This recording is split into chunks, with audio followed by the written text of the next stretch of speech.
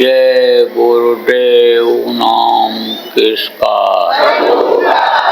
प्रभु का पावन नाम, प्रभु का पावन नाम। जय गुरुदेव।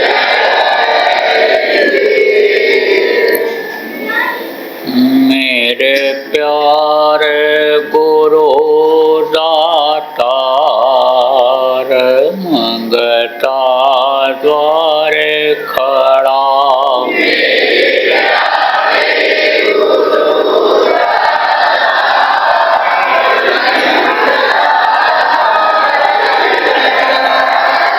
मेरा पुकार पुकार में हर कर देखो जरा,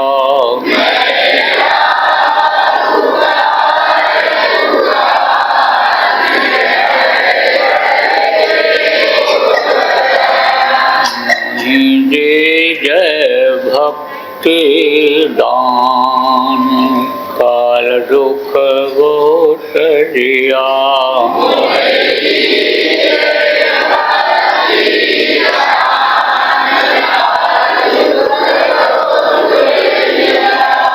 मेरी तड़प उठी अमाय तरस को तरस राम,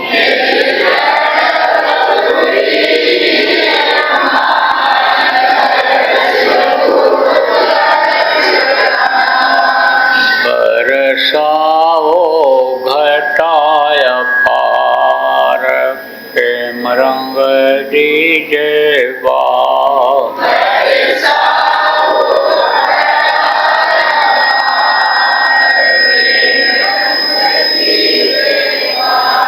सुरति दी गए अमीर धार, तन मन होवे हरा,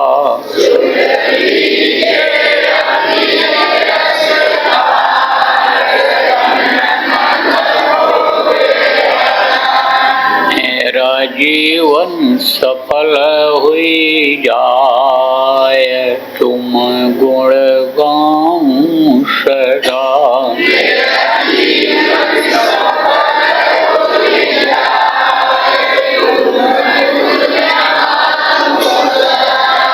मैं निश्चय दमनाकार,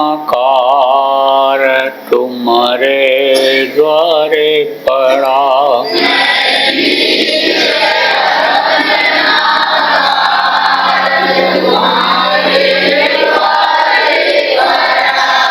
मेरी बिनती सुनो दर प्यार, घट उमगाओ दया,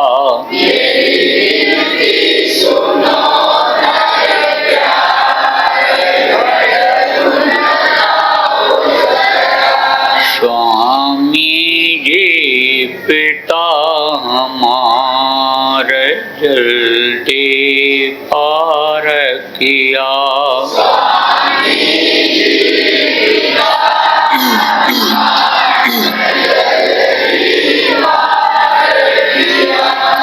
जय गुरुदेव स्वामी पिता हमारे जल्दी पार करो,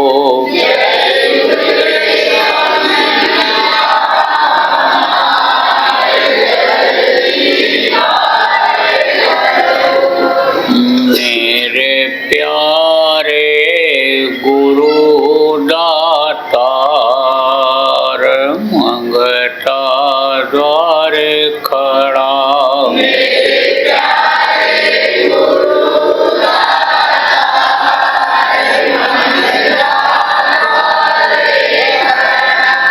मेरा पुकार पुकार में हर कर देखो जरा,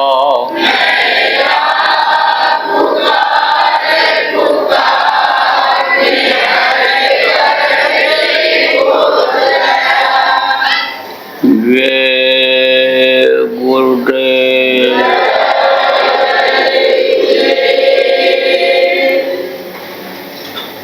सर्वसमर्थ सर्वत्र स्मरणीय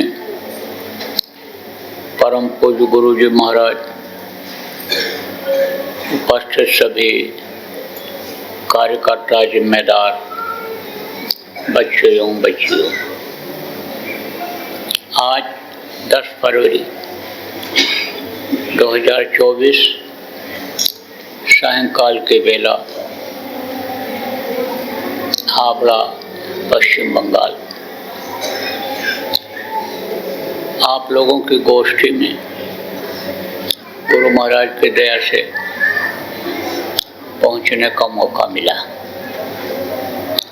जब उस प्रभु की कृपा दया होती है, गुरु की दया होती है, तब ऐसा अवसर जीवन में आता है कि प्रेमी प्रेमी से मिलते हैं, गुरु भाई से, गुरु बहन से मिलते हैं।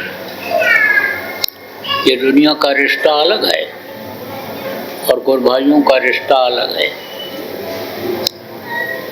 जो एक माँ के पेट में पलते हैं, बनते हैं, और वही माँ दो भाइयों को, भाई बहन को दूध पिला करके बड़ा करती है। रक्त बीज वही है, माँ वही है, जगह वही है। रिश्ता भाई भाई का बड़ा अटूट होता है, भाई भाई का सहारा होता है। राम के साथ जैसे देखो, लक्ष्मण जंगल चले गए थे, वो राजमहल को छोड़ दिया, अयोध्या को छोड़ दिए थे।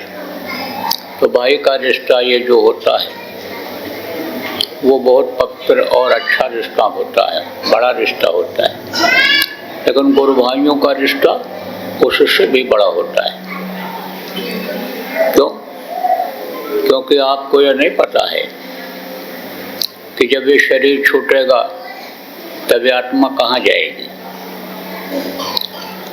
आपको ये नहीं मालूम है कि हमारे अंदर जो जीवात्मा है वो कहाँ से आई है। आप तो इन बाहरी आंखों से जिन चीज़ों को देखते हो, उसी को सत्य मानते हो, उसी को अपना मानते हो। लेकिन जिस मत से आप लोग जुड़े हुए हो, यह है संत मत।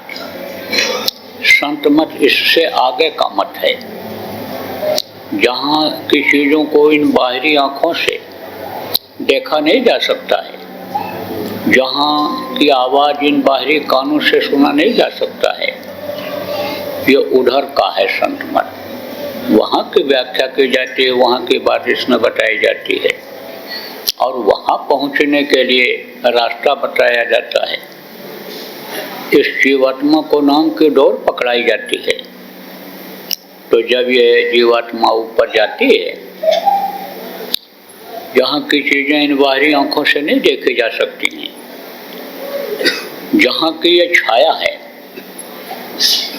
ऐसे माया और माया से उत्पन्न किए हुए देवी देवताओं के पास जब ये जीवात्मा पहुँचती है स्वर्ग और वैकुंठ में, तब ये पता चलता है कि हमारा वो जो रिश्ता था, वो जो माँ बाप का रिश्ता था, बेटा भाई भाई का रिश्ता था, भाई बहन का रिश्ता था, रिश्तेदारों का जो रिश्ता था, वो छूट गया वहीं।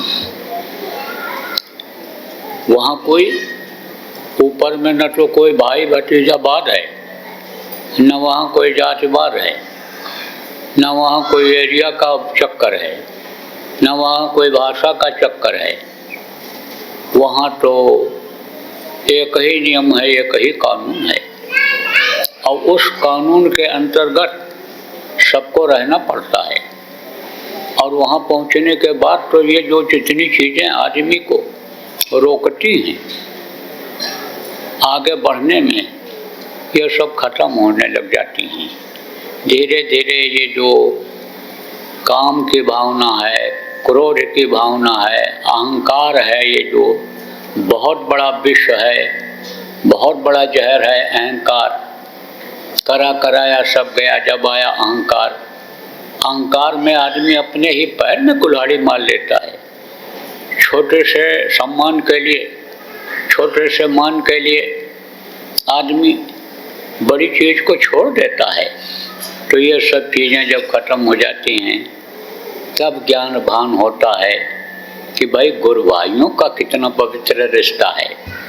क्योंकि गुरु भाई गुरु बहन वहाँ भी मिलते हैं, यहाँ तो मिलते ही मिलते हैं, लेकिन वहाँ भी मिलते हैं। जो गुरु को समझ जाते हैं, गुरु की महिमा गरिमा का जिनको परिचय हो जाता है, वो लोग गुरु भाइयों को भी समझ जाते हैं। साधक जैसे साधक को समझ जाता है कि कौन कितना साधना करता है, साधक की पहचान साधक को हो जाती है, भक्तों की पहचान भक्त को हो जाती है। आप ये समझो कि गुरु को अपने भक्तों की, प्रेमियों की पहचान हो जाती है। आप ये समझो ऐसे ही वहाँ पर भाई भाई के रिश्ते का पता चल जाता है, तो बड़ा पवित्र रिश्ता ये होता है। तो प्रेमी समझो कहा गया कि प्रेमी से प्रेमी मिले, गुरु भक्ति दिन होए, और प्रेमी खोजन में चला, प्रेमी मिला न कोई। गुरु का प्रेमी कम मिलते हैं। धन के प्रेमी, दौलत के प्रेमी, घर मकान के प्रेमी, मान प्रतिष्ठा के प्रेमी, इस शरीर को गिराने वाले प्रेमी, बर्बाद करने वाले प्रेमी, नरक पहुंचाने वाले प्रेमी, ये तो मिल जाते हैं, लेकिन गुरु भक्त गुरु प्रेमी कम मिलते हैं। तो बहुत अच्छा रहा आज आप लोगों से मुलाकात हुई, और गुरु के मिशन को, गुरु के काम को, गुरु के नाम को बढ़ाने के लिए आप लोगों ने गोष्ठी किया।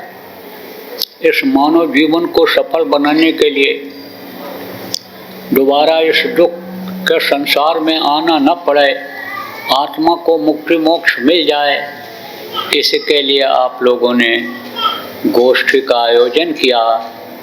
और गोष्ठी में आपने तय किया होगा, और जिनके भी मन में कोई चीज़ इस तरह की है कि भाई हम कर ले जाएंगे, हमारे करने से होगा, वो चीज़ आप लोगों को समझने की ज़रूरत है कि करता करे न कर सके, और गुरु करे सो होए।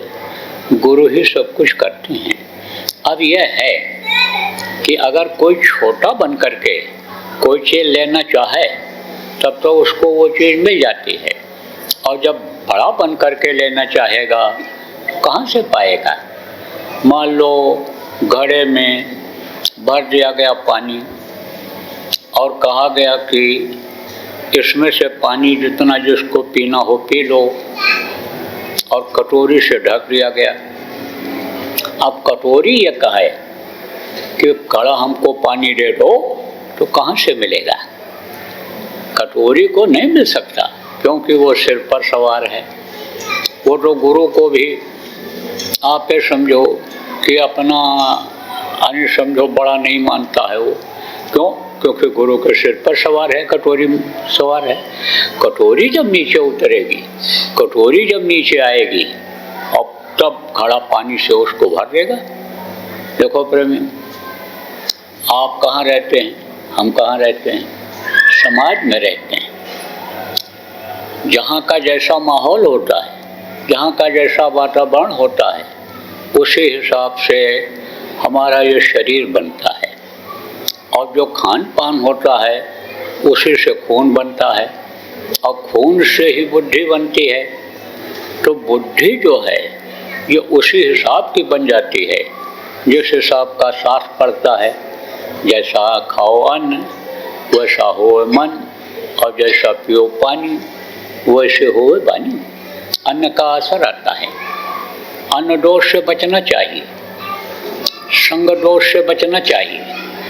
मान लो किसी को कामी आदमी ही मिलते हैं साथी, चाहे कोई औरत हो चाहे आदमी हो, तो काम वासना वो जगह देते हैं।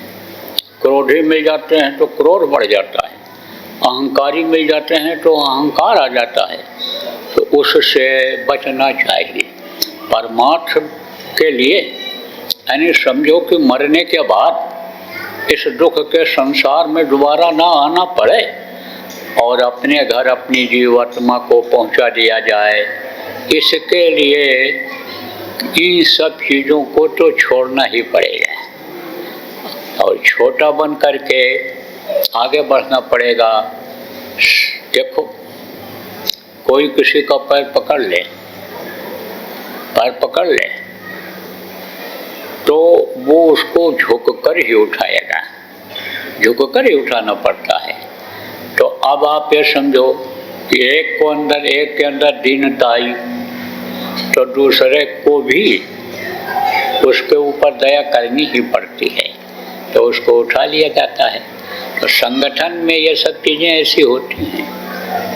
मैं आपको बता दूं कि जितने भी कार्यकर्ता हो, गुरु का काम अगर आप करोगे तब तो गुरु का हाथ आपके ऊपर रहेगा, और अगर गुरु माथे से उतरे और शब्द बिलु न होए और ताको काल घसीटी है, बचा सके नहीं कोई।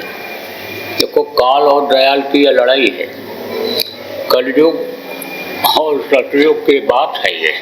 कलयुग ऐसे नहीं जाने वाला है। कलयुग जोर लगाएगा। कलयुग जब जोर लगाएगा तब समझो कि वो परमात्मा से आपको हटाएगा। तो काल और दयाल दोनों की ये लड़ाई चल रही है। अब अगर दया को गुरु के ठुकराने की कोशिश करेंगे, ठुकराएंगे, तो फिर धोखा खा जाएंगे, अपने को ही धोखा मिल जाएगा। और ऐसा होता है कि जैसे आप काम करोगे, आप लोगों से मिलोगे, अच्छी अच्छी बातें आप बताओगे लोगों को, आप सत्संग सुनाओगे, भाषणबाजी करोगे, तो आपको सम्मान मिलेगा, इज्जत मिलेगा। लेकिन गुरु और गुरु के मिशन को और गुरु के अनुशासन को और संगत के अनुशासन को अगर आप भूल जाओगे तो समझो कि एक न एक दिन ये सारा अहंकार खत्म हो जाएगा। लाभ अरुमान क्यों चाहे, पड़ेगा फिर तुझे देना, ये परमार्थी रास्ता है। देखो, दुनिया की चीज़ों को, बहुत सी चीज़ों को छोड़ करके और आप लोग संगत में आए, बाबा जय गुरुदेव जी महाराज के संगत में आए और जुड़े, और जो काम वो छोड़ करके गए उसको आप पूरा करने में लगे हुए हो, तो उन चीज़ों को तो आपको छोड़ना पड़ेगा ही पड़ेगा। एक महात्मा जी थे, तो वो उपदेश करते थे, बहुत लोग आते थे उनके यहाँ। कुछ लोगों को वो जो इच्छुक रहते थे उनको भेज दिया करते थे। कहाँ? अपने मिशन को, अपने उस उद्देश्य को पूरा करने के लिए कि जाओ तुम उपदेश करो, समझाओ, लोगों को बताओ। तो उनमें से एक मनमुखी था। मनमुखी किसको कहते हैं? मनमुखी वो कहलाता है कि जो मन कहे करो तुम सोई। जो मन कहता है वही करता है, वही हाथ से, वही पैर से काम कराता है जो मन कहता है। और हाथ पैर, आँख कान से ऐसे काम बन जाते हैं कि मन को उसमें खुराक मिलता है। जैसे आपको बताया, सम्मान वाली बात, इज्जत वाली बात मिलती है। आपके समझो कि कोई चीज़ की कमी नहीं रहती है। और बढ़िया बातें जब कोई बताता है, वक्ताओं उपदेशकों की बात मैं कर रहा हूँ आपका, तब फिर लोग उसको भगवान ही मानने लग जाते हैं, उसी तरह से यानी समझो पूजने लग जाते हैं। तो भेजा उसको, गया तो गया, सुनाया सब। दया किसकी थी? गुरु की थी। और वो तो समझता था कि मैं बोल रहा हूँ, मेरे करने से हो रहा है। तो जब गया वहाँ सुनाया तो लगी भीड़, आने लगे लोग। राजा को खबर लगी कि भाई महाराज आए हैं, बहुत बड़े महाराज हैं, तो चल करके सुना जाए। बहुत प्रजा जा रही है, मंत्री लोग भी जा रहे हैं। तो राजा भी जाने लग गया। अब राजा भी प्रभावित हो गया, तो वो वहीं रम गया। कहाँ? भाषणबाजी में ही, वहीं सत्संग सुनाने में ही वो रह गया।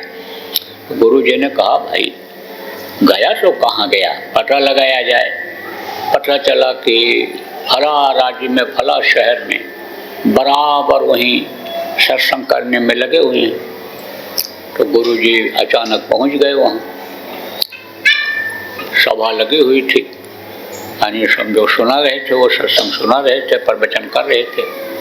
तो गुरु जी को जब देखा इन्होंने तो सोचे कि अरे अब तो सम्मान में कमी आ जाएगी, लेकिन अब नाम उन्हीं का बोलते थे, फोटो उन्हीं का लगाए हुए थे और बताते भी थे हम भाई उनके शिष्य हैं, प्रचार भी कराते थे। अब कैसे न उठें, कैसे न पैर छुएं, कैसे न माने। तो समझो कि गए, उठे और फिर गए बैठाए उनको। तो लोगों ने कहा भाई ये कौन है, ये कौन है, ये महात्मा जी कौन है, ये कौन है। तो उन्होंने कहा हमारे गुरु जी हैं। तो लोग उनको उनका भी पैर छुए, सम्मान किए और रुक गए। उस दिन राजा भी फिर दूसरे दिन आया। उस दिन तो भाई परिचय हो गया। दूसरे दिन जब राजा आया तो राजा आया, बैठ गया और महात्मा जी भी बैठ गए वहीं, और वो भी अपना नियम के अनुसार जैसे नीचे बैठ गया जो उनका शिष्य था।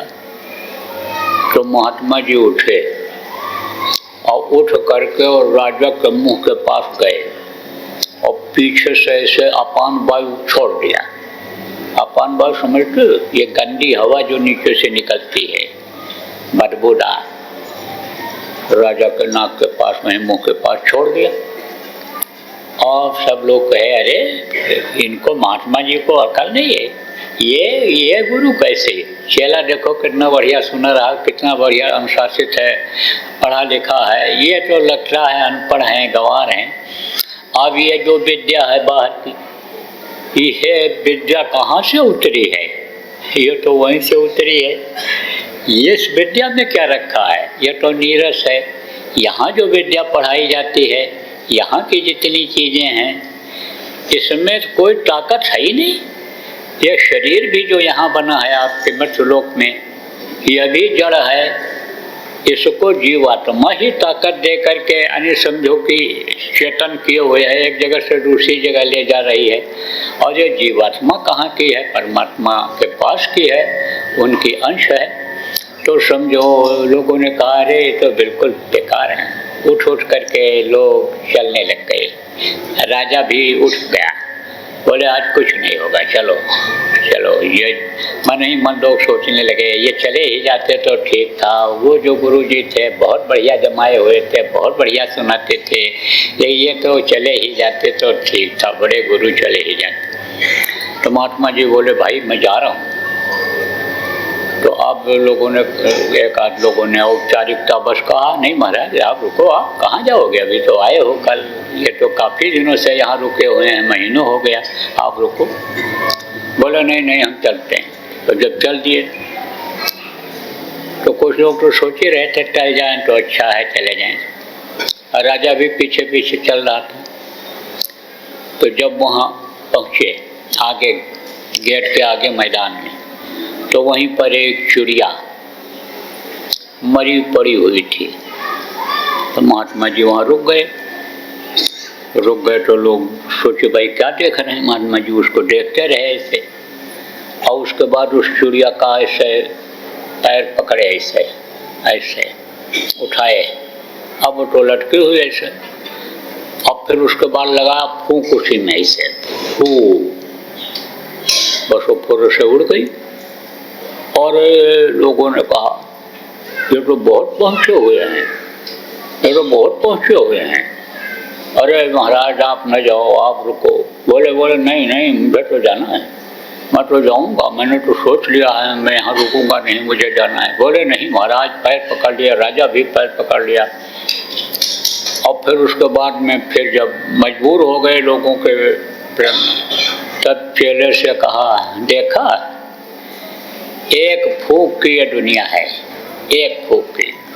नीचे से फूंक मारा तो सब उठकर चल दिए, और ऊपर से फूंक लगाया तो देखो सब पैर पर गिरने लग गए और इकट्ठा हो गए। तो ये तो दुनिया एक फूंक की है।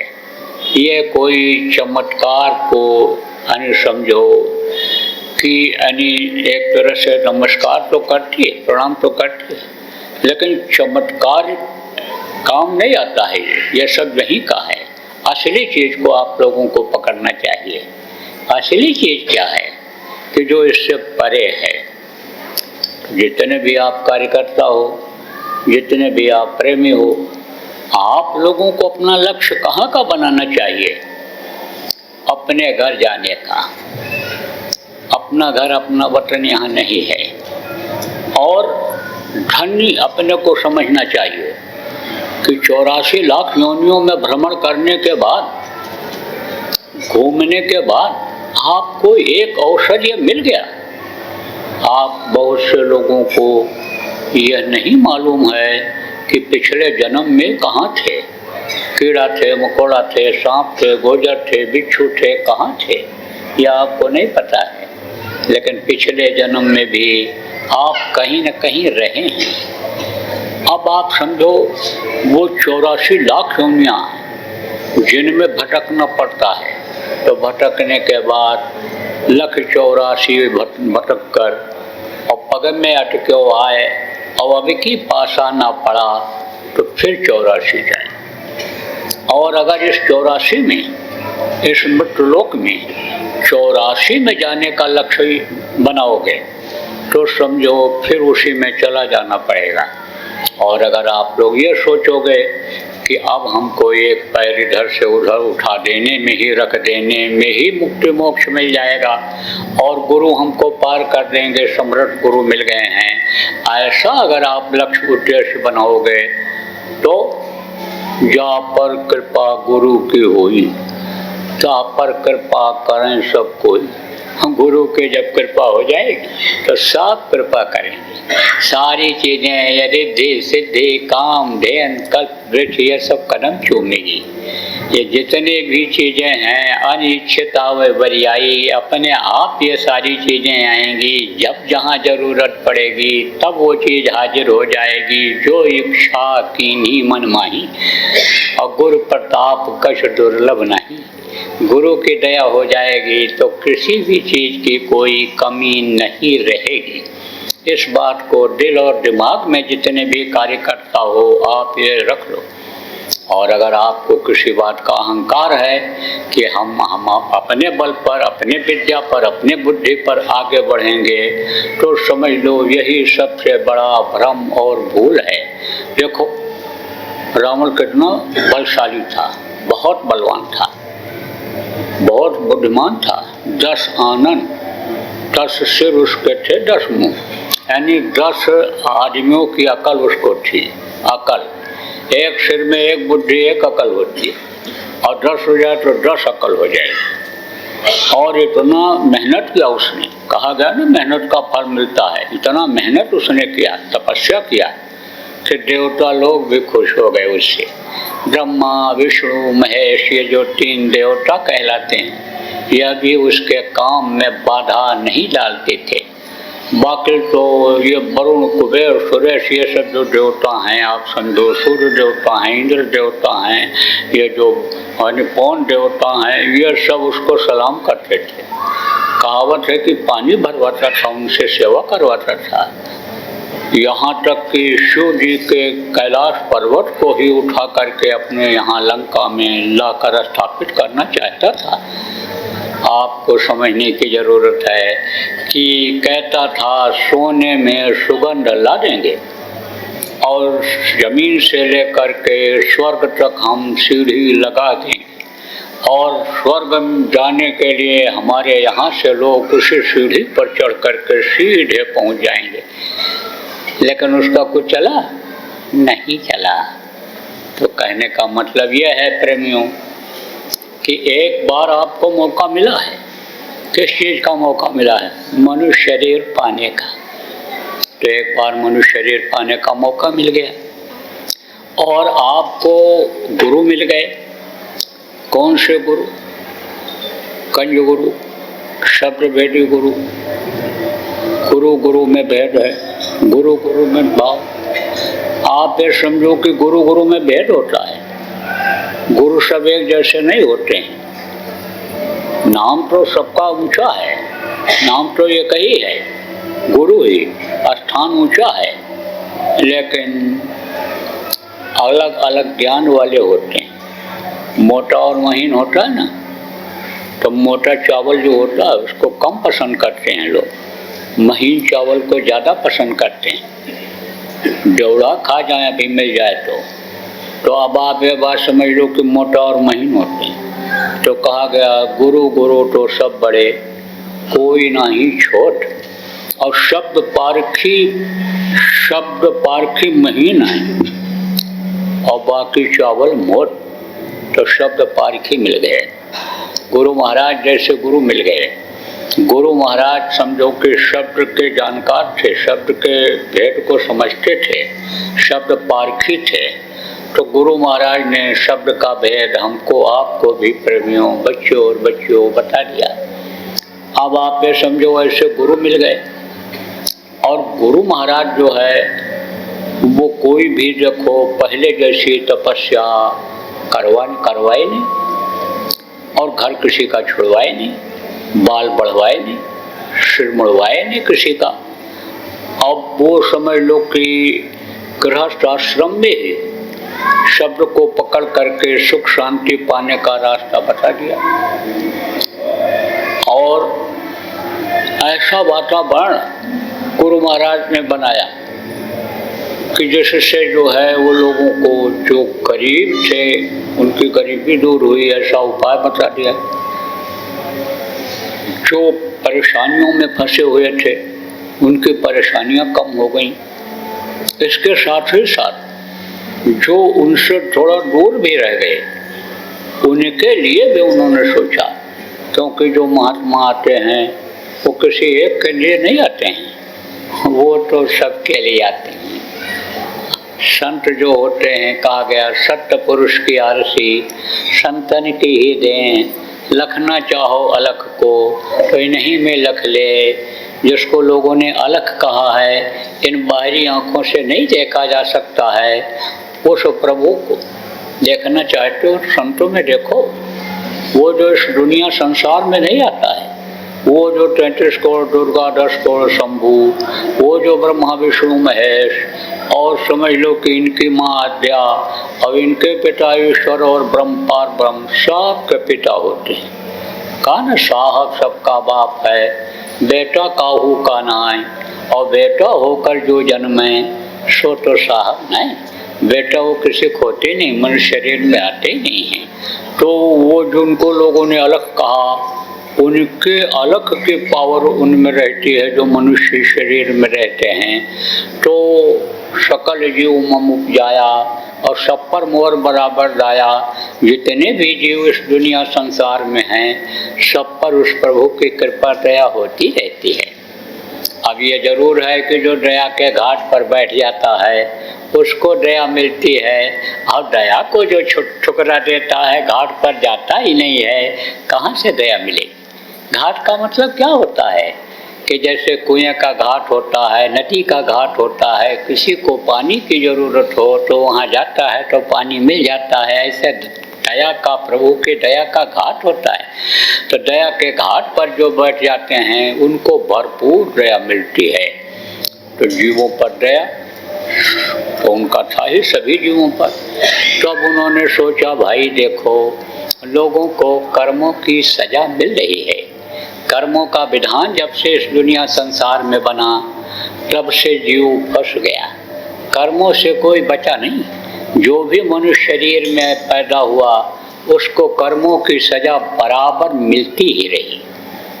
कर्मों की सजा की वजह से ही आप ये समझो, जिनको लोग आज भगवान मानते हैं, ये लोग भी देखो अनि समझो कि इधर उधर भटके। राम भगवान जंगल में रहे 14 वर्ष तक, कितना कोशिश किया गुरुओं ने, चाहे राजा जनक के तरफ के गुरु रहे हों, चाहे चक्रवर्ती राजा दशरथ के तरफ के गुरु रहे, बहुत कोशिश किया कि सीता का ब्याह राम से न हो, क्योंकि ये मालूम था कि राम को जंगल जाना पड़ेगा और वो अपने पतिव्रत धर्म का पालन करेंगी तो जंगल वो भी जाएंगी तो उनको राज सुख मिलेगा ही नहीं। लेकिन टला नहीं, टला कर्म गट्टारे नहीं टले। धृतराष्ट्र ने पूछा कृष्ण से कि मैं अंधा क्यों हो गया? बोले तुम्हारे कर्म खराब थे कि जिसकी वजह से तुम अंधे हो गए। धृतराष्ट्र ने कहा कि मुझे तो 100 जन्मों तक का पीछे का याद है, कोई बुरा कर्म मैंने किया ही नहीं कि जिससे अंधा हो जाऊं। बोले और पीछे देखो, 106 जन्म के पीछे जो बुरा कर्म बन गया था उससे उनको अंधा होना पड़ा। आप समझो प्रेमी, आपको यही नहीं पता है कि बुरा कर्म बन कैसे जाता है, जानकारी नहीं हो पाती है। कारण यही है कि सत्संग नहीं मिलता है, प्रेमी नहीं मिलते हैं, गुरुभक्त नहीं मिलते हैं, दुनियादारों में ही रहते हो। और प्रेमी भी अगर मिलते हैं तो उनकी बातों में आ जाते हो जो दुनियादारों से भी दुनियादार हैं। इसलिए आपको जानकारी नहीं हो पाती है कि क्या अच्छा है और क्या बुरा है। तो चाहे जान में कोई जहर खाए और चाहे अनजान में जहर खाए, जहर तो अपना असर करता ही करता है। तो आप ये समझो कि वो कर्म आ जाते हैं और कर्मों की सजा मिलने लग जाती है। तो जब से ये कर्म बने तब से ये जीव फंस गया, कर्म भोग में फंस गया। तो अब समझो कि जब बच्चा रोता है, चिल्लाता है, मान लो गलती ही कर दिया, तो समझो जब उसको तकलीफ होती है तो आवाज़ किससे लगाता है, गुहार किससे करता है? पिता से आवाज़ लगाता है कि पिताजी अब बचाओ। ऐसे ही प्रभु तक आवाज़ जब पहुंचती है दुखी जीवों की तो किसी न किसी को भेज दिया करते हैं पावर दे करके, और वो आता है सबके हित का काम करता है। तो इस समय पर बहुत लोग दुखी हैं, बहुत दुखी हैं। इससे पहले गुरु महाराज जब मौजूद थे तब तो थोड़ा कम था, लेकिन दुख तब भी था। बहुत से लोग आपस में जो पुराने लोग बैठे हो गुरु महाराज के पास गए थे तो दुख तकलीफ लेकर के गए थे, समस्या लेकर ही गए थे। तो ऐसे ही उस समय तो कम था, लेकिन इस समय तो बहुत है। मैं तो जब कभी आता हूँ, कहीं भी जाता हूँ, तो लाइन दुखियारों की ही लगी रहती है। 90% से भी ऊपर यानी अपनी समस्या कहने वालों की ही लाइन लगी रहती है। तो समझो कि गुरु महाराज ने कहा भाई देखो कि एक कई साधे सब सधे और सब साधे सब जाए। एक अगर ऐसी व्यवस्था बन जाए कि जिससे सब काम बन जाए तो वो रास्ता क्यों नहीं निकाला जाए। तो सबसे पहले जब यह धरती बनी, आसमान बना, दुनिया जब ये बनी तो कौन सा युग था? सतयुग था। सतयुग में बहुत आराम था, क्योंकि ये जो देवता हैं जल पृथ्वी अग्नि वायु और आकाश, ये सब खुश थे। समय पर जाड़ा, समय पर गर्मी, समय पर बरसात होती थी।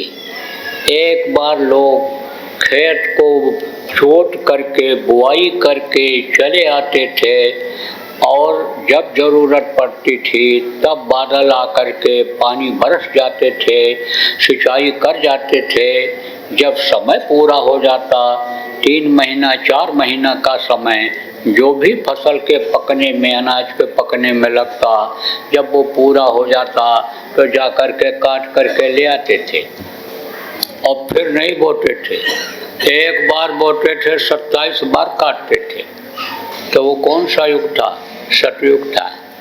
कोई कोढ़ी अपाही दूल्हा लगड़ा नहीं होता था, क्योंकि लोगों के कर्म अच्छे थे। तो कर्म अच्छे थे तो कर्मों की सजा नहीं मिलती थी। देखो प्रेमियों, मौसम बदले और उससे कोई तकलीफ बढ़ जाए, गर्मी ठंडी का असर हो जाए या खाने पीने में कोई बदपरहेजी हो जाए, तो वो तो रोग जो होता है दवा से ठीक हो जाता है। लेकिन ये जो कर्मों का रोग होता है दवा से नहीं जाता है, ये तो कर्म कटने से ही जाता है। कर्म के करने से ही जाता है। तो समझो उस समय पर यानी सतयुग में कर्म ही लोगों के समझो कि अच्छे थे, कर्म कोई खराब करता ही नहीं था। तो गुरु महाराज ने ऐलान किया कि कलयुग में ही सतयुग आएगा, और सतयुग का प्रचार भी करवाया हम लोगों से, आप लोगों से, जो पुराने लोग हो, आप इसमें बैठे हो, खूब प्रचार किया गया। गुरु महाराज ने यह लक्ष्य बनाया कि एक काम यही अगर हो जाए, इस धरती पर सतयुग आ जाए, तो अभी सब काम बन जाए, एक ही साथ है सब सधे, एक यही साथ लिया जाए तो इसी से सब हो जाए।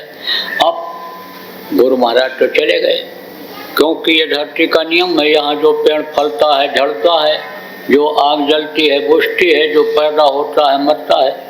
तो गुरु महाराज तो चले गए, लेकिन संतों की यह परंपरा रही है, किसी न किसी को ये अपना काम सौंप करके जाते हैं और उस काम को वो आगे बढ़ाते हैं, और उन्हीं के प्रेमी जो रह जाते हैं उन्हीं के द्वारा आगे काम बढ़ता है।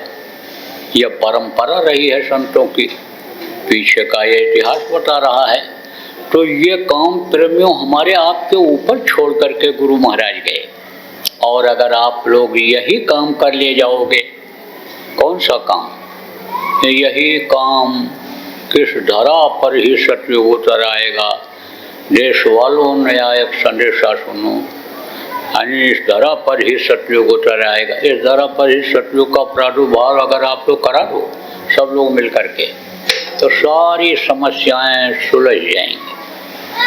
अब सवाल यह है कि एक गद्दी पर दो राजा बैठ नहीं सकते हैं, एक राजा हटेगा तभी दूसरा बैठेगा, एक अफसर जब कुर्सी छोड़ेगा तभी दूसरा अफसर उस पर बैठ पाएगा। तो कलयुग जाएगा नहीं तो सतयुग आएगा कैसे? अब कलयुग अगर नहीं जाएगा तो समझो कि सतयुग का आने का जब समय हो जाएगा, तो जैसे इस समय पर गद्दी से उतार दिए गए, बंगला नहीं खाली कर रहे हैं, तो जबरदस्ती बंगला खाली कराया जाता है लोगों का। अफसर का उतर गया, बंगला नहीं खाली करेगा तो जबरदस्ती खाली कराएंगे। ऐसे जबरदस्ती कुर्सी हटाई जाएगी, कुर्सी से हटाया जाएगा। और उस समय पर जब वो कुर्सी से हटेगा, तब जैसे किसी को घर से निकाला जाने लगे तो अपना कीमती सामान ले करके जाएगा। देखो आग लगती है तो बहुत से लोग जो धन के लोग भी होते हैं, वो लोग क्या करते हैं, अपना कीमती सामान रुपया पैसा जेवर समेटने में लग जाते हैं और उसी में झुलस जाते हैं, जान तक उसमें चली जाती है। उस समय तो जान बचाने की ज़रूरत होती है, लेकिन वो चीज़ जो है उसको छोड़ते नहीं हैं। तो ये जो कलयुगी लोग हैं तो उसमें चले जाएंगे, लाशों पे लाशों का होगा नज़ारा, सुनते तो जाओ संदेश हमारा, उठाने वाले मिलेंगे न यार, जमाना बदलेगा। यह सब प्रार्थनाएं पहले गाई जाती थी, बोली जाती थी, चेतावनी के रूप में, दोहा चौपाई के रूप में, किस्सा कहानी के रूप में। महात्मा और महात्मा के भक्त, संत और संतों के भक्त लोगों को समझा बता करके और असली चीज़ का भान ज्ञान कराते रहे हैं। तो ये प्रार्थना आप समझो कि जो ये गाई गई अब सब चरितार्थ होने वाली है, इसलिए इनको बचाने की ज़रूरत है, नहीं तो कलयुग के साथ बहुत से चले जाएंगे और अकाल मृत्यु होगी। अकाल मृत्यु किसको कहते हैं? बगैर समय पूरा किए हुए और मृत्यु हो जाए, शरीर छूट जाए, बगैर उम्र पूरा किए हुए। नहीं तो हर आदमी को सांसों की पूंजी मिली है खर्च करने के लिए, जब वो पूरी हो जाती है तब ये शरीर छोड़ता है, ये दुनिया छूटती है। लेकिन कभी ऐसी घटना घट गई कि जिसमें बीच में जान चली गई तो वो अकाल मृत्यु कहलाता है। तो अकाल मृत्यु वाले प्रेत योनि में जाते हैं। आज देखो घर घर इतने प्रेत क्यों हो गए, एक एक आदमी पर कई कई भूत क्यों लग रहे हैं? ये जो हिंसा हो रही है, हत्या हो रही है, आदमी मारे जा रहे, काटे जा रहे, मुर्गा बकरा भैंसा गाय बैल काटे जा रहे हैं, सब ये प्रेत योनियों में जा रहे हैं। अब आप ये समझ लो कि प्रेत योनि में बड़ी तकलीफ होती है। पेट बड़ा होता है, खाने का भूख हमेशा लगी रहती है, और उनका जो भोजन होता है खुशबू सुगंधी होती है, वो मुंह बहुत छोटा होता है, समझ लो नाक छोटा होता है, पेट ही नहीं भरता है, परेशान रहते हैं, परेशान करते रहते हैं। तो प्रेत योनि से लोगों को बचाना पड़ेगा। जिन बच्चों के लिए आप मेहनत करते हो कि मेरे बच्चे का नाम हो जाएगा, मैं धन कमा करके रख लूँगा, बढ़िया मकान बना के छोड़ के जाऊंगा, गाड़ी घोड़ा छोड़ करके जाऊंगा, बच्चे का सम्मान बनेगा, मैं इसको कार्यकर्ता बनाऊंगा, मैं इसको महात्मा बना दूंगा, इसका सम्मान बढ़ेगा, वही बच्चे हाँ फिर समझ लो कि जीने खाने नहीं पाएंगे। जब एक एक पर 4-4 भूत लगेंगे, 10-10 भूत लगेंगे, तब समझो कि आपकी सब मेहनत बच्चे और बच्चियों, प्रेमियों, कार्यकर्ताओं बेकार चली जाएगी। इसलिए बच्चों के भविष्य के लिए, उत्तम भविष्य के लिए, अपने उत्तम भविष्य के लिए आपको केवल एक निशाना बना करके काम करना है कि गुरु माथे पर राखिए। चलिए आज्ञा माएं। कह कबीर दास का 3 लोक बनाए। आप समझो गुरु को राखे शीश पर, आप समझो कि समय हो सहाय, तो इस तरह से गुरु को हमेशा सामने रखो। ये इस चीज का ध्यान रखो कि हम जो कह रहे हैं गुरु सुन रहे हैं, हम जो कर रहे हैं गुरु देख रहे हैं, और हमको कुछ नहीं चाहिए, लाभ और मान क्यों चाहे, लाभ और मान कुछ नहीं चाहिए, हमको तो गुरु का गुलाम बन करके काम करना चाहिए। और गुरु राजी तो करता राजी, काल कर्म की चले न बाजी। गुरु राजी हो जाएंगे तो काल कर्म की कोई बाजी नहीं चलेगी। देखो ये बातें जो लिखी हुई ये गलत एक नहीं हो सकती हैं। महात्मा की एक भी बात गलत नहीं हो सकती है। जो पूरे संत रहे लिख करके गए, आज तक उसको कोई नहीं काट पाया। तो कहा गया तन मन से सांचा रहे और सदगुरु पकड़े बाँह, और काल कभी रोके नहीं, देव राह बताए, बल्कि और वो राह बता देगा।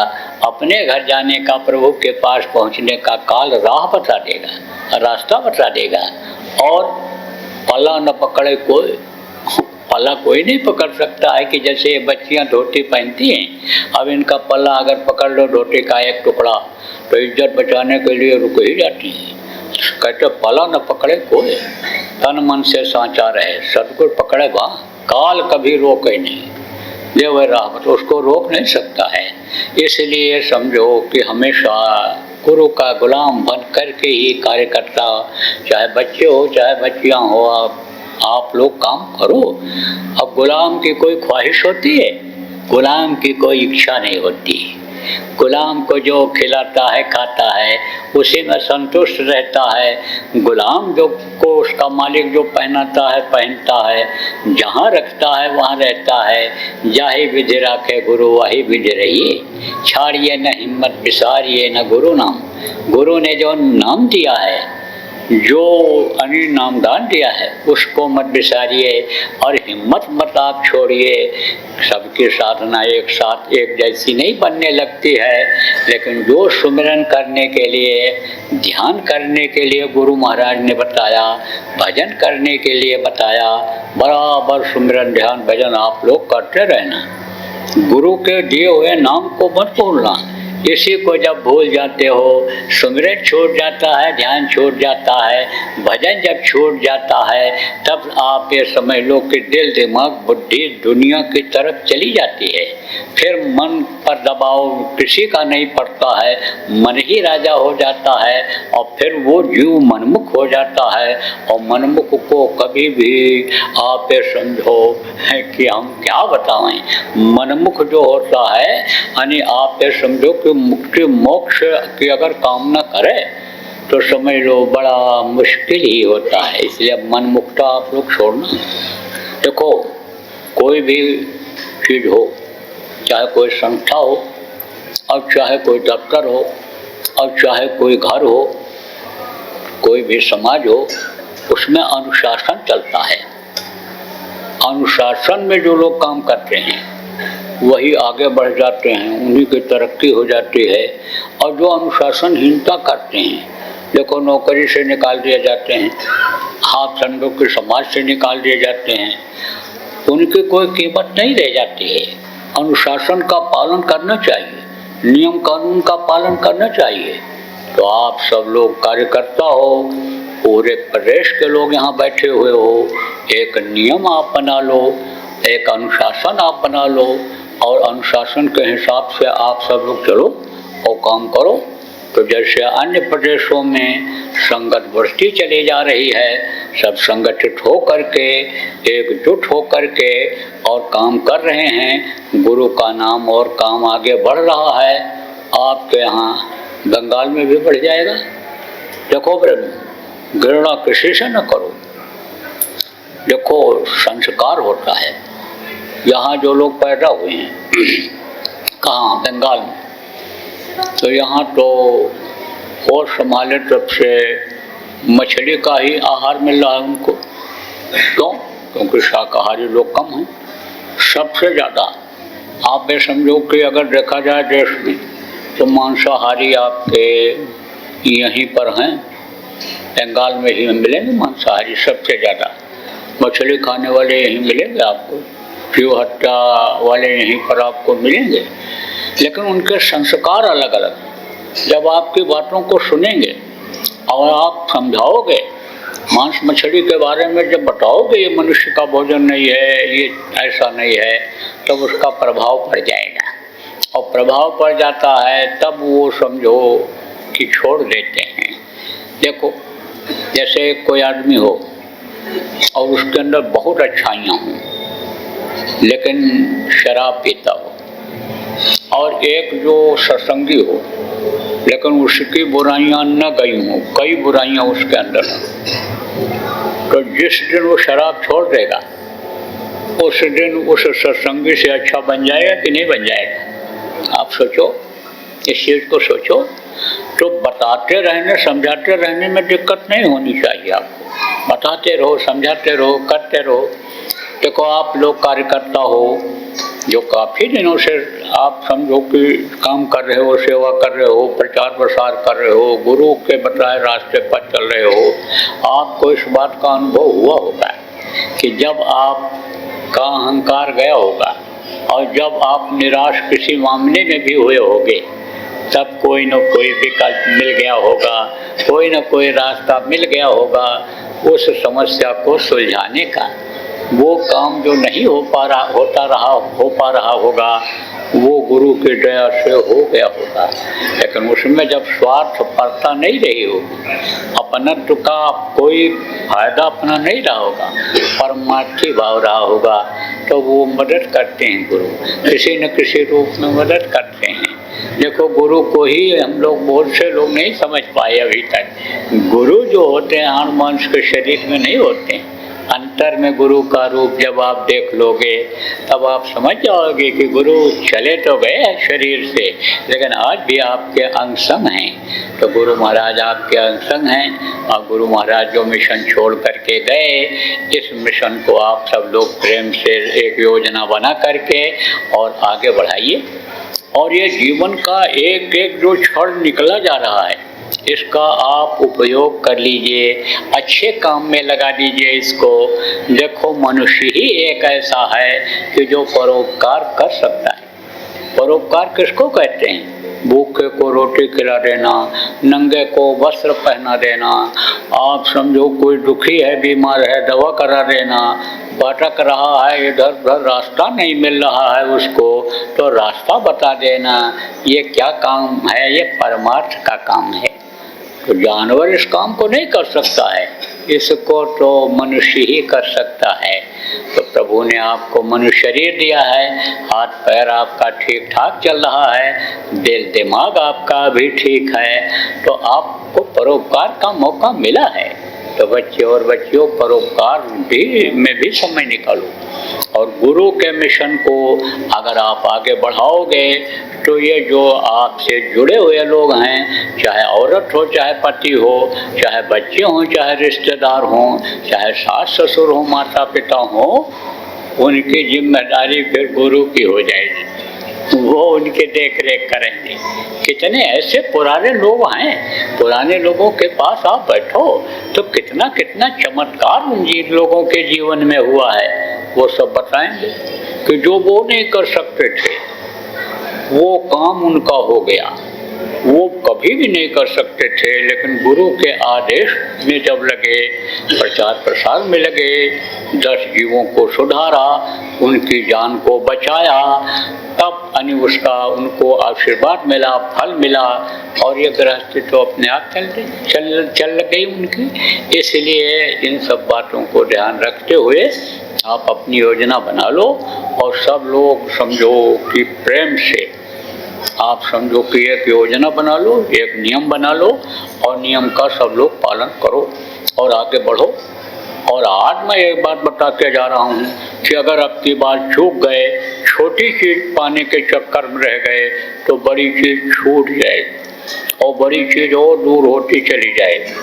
छोटी चीज़ को अगर आप उठाने में, नीचे ये दुनिया की चीज़ों, जमीन की चीज़ को अगर आप उठाने में लग जाओगे तो वो फल जो ऊपर आपको मिलने वाला है, जैसे नीचे का जो कोई चीज़ पड़ा हुआ है आप उठाने लग जाओ, और फल जो है वो लगा है पेड़ में, और तोड़ने के लिए मौका है कि लाओ हम तोड़ लें और खा लें, और अगर आप नहीं तोड़ पाए तो कोई दूसरा तोड़ ले जाएगा, तब रह जाओ कि नहीं रह जाओगे। छोटी चीज़ गुठली को उठाने में लग जाओ तो फिर आप फल कहाँ पाओगे। ऐसे ही समझ लो कि फिर तो ये समय निकल जाएगा, तो समय है आपके लिए, मौका है आपके लिए। तो बहुत अच्छा रहा, बहुत देर से मीटिंग चल रही। कब चालू हुई है? 4 बजे, 4:30 बजे, 4 बजे, 4 बजे तो अब 7 बज रहा होगा है। तो जाओ फिर अब दैनिक क्रिया करो। तो योजना बन गई, भी बनेगी, थोड़ा बाकी है, थोड़ा बाकी है, तो 10-15 मिनट की छुट्टी दे दो, कैसा रहेगा। तो हाथ पैर थोड़ा पानी पेशाब कर लें, बेचारे 4-4 घंटा बैठे हैं। सिनेमा वाले भी 3 घंटे की छुट्टी दे देते हैं। और फिर उसके बाद में फिर सब तफरकाबाजी है छोड़ जाओ, कोई तफरका लेकर अब मत जाना, अब बिल्कुल दिल साफ करके जाओ, सब लोग काम करो। बोलो जय गुरुदेव। देखो मरते समय कोई मदद नहीं करता है, ये बात जान लो। सब खड़े रहते हैं, एक से एक बलवान पहलवान, एक से एक डॉक्टर इंजीनियर, जो परिवार के लोग हों, चाहे जाति के हों, चाहे रिश्तेदार हों, सब खड़े रहते हैं। मदद कोई नहीं कर सकता है। और एक समय ऐसा आ जाता है कि सब निराश हो जाते हैं। आपको बताएं, बहुत से लोग कहते हैं हमारे पास पैसा रहेगा, हमारे पास पावर रहेगा, तो हम पैसा दे करके हेलीकॉप्टर मंगा लेंगे जब बीमार होंगे, और बैठ करके चले जाएंगे दिल्ली में इलाज कराएंगे ऐसे अस्पताल में कि जहाँ के छत पर हेलीकॉप्टर उतर जाता है। उतर तो जाता है पैसे के बल पर, अब पावर में है तो उतर तो जाएगा हेलीकॉप्टर, पहले नंबर लगेगा पावर वाले पैसे वाले का।